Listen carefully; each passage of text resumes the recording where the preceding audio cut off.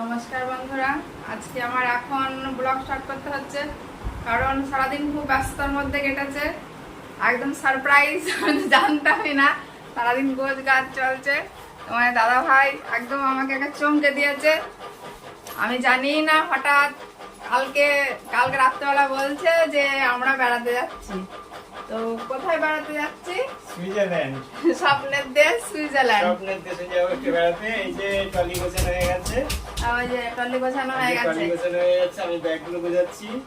ভোরে ট্রেন আছে, 4:32-এ ট্রেন আছে, আর 9:30টার সময় ফ্লাইট আছে আমাদের। ফ্লাইটেই যাবো। হ্যাঁ, আগেই টিকিট বুকিং করে ফেলেছে। আমি জানতাম, বলিনি আগে করে, আমি জানতাম না, ওই জন্য তোমাদেরকেও আমি বলতে পারিনি যে আমরা বেড়াতে যাচ্ছি। তো আমরা একা যাচ্ছি না, স্বতন্ত্র নিয়ে তো একা একা যাওয়া খুবই অসুবিধা। এই শ্বশুর বাড়ির তরফের লোকও যাবে, ওইদিকে বাবা বাড়ির লোকের তরফে যাবে। ওরা সব ট্রেনে সব কোথায় হাওড়া শিয়ালদায় সব দেখা হবে। শিয়ালদার পেছনে। হ্যাঁ, ওখানে শিয়ালদা নয়, দমদম। হ্যাঁ, দমদমে এয়ারপোর্ট, দমদম এয়ারপোর্ট। দমদমে নেমে ওখান থেকে ট্যাক্সি করে যাব। হ্যাঁ, ওখানে গিয়ে দেখা হবে। তো ভালো করে শপিংও করতে পারিনি, বললো ওখানে গিয়ে শপিং করবা, ওইখানে মলে গিয়ে। তো আমি যখন পুরী দীঘা বেড়াতে গেছিলাম তখন কতগুলো ড্রেস নিয়েছিলাম। এইগুলো সব গোছানো হয়েছে, এইগুলো হ্যাঁ, ওইগুলো নেবো। আর ওইগুলো আছে সত্যি শ্রমের আছে, ওগুলো দাদা ভাইয়ের আমার ওই ব্যাগের মধ্যে যাবে, যা যা সব জিনিসপত্র।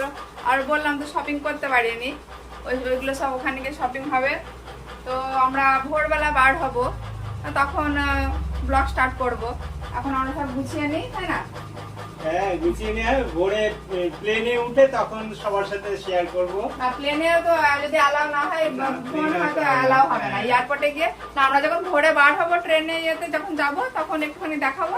এয়ারপোর্টে ঢোকার আগে একটু দেখাবো। তো আমাদের স্বপ্নের দেশ সুইজারল্যান্ড, কোনোদিন ভাবিনি যে সুইজারল্যান্ডে বেড়াতে যাবো। তো পূরণ হবে, তোমাদের সাথে খুবই শেয়ার করবো। আমাদের খুবই আনন্দ, একেবারে এক্সাইটেড সুইজারল্যান্ড বেড়াতে যাবো।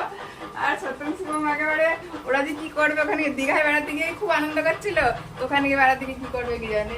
তাহলে আমরা গোছগাছ করি।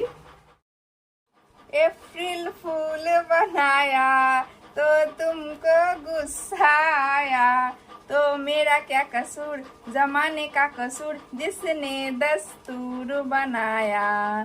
अप्रैल फूल बनाया। तो আমাদের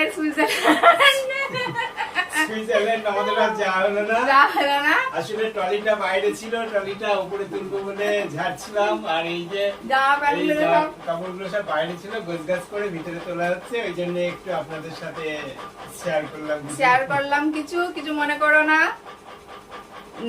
আমাদের সুইজারল্যান্ড এ জন্মে আর যাওয়া হবে না। যদি কোনোদিন মানব জন্ম হয় সামনের, যদি ব্লগ করি তখন তোমাদের দেখাবো যে সুইজারল্যান্ডে বেড়াতে গিয়েছিলাম। যাই হোক, তার জন্য একবার সরি। তাহলে ব্লগ শেষ করছি, টাটা।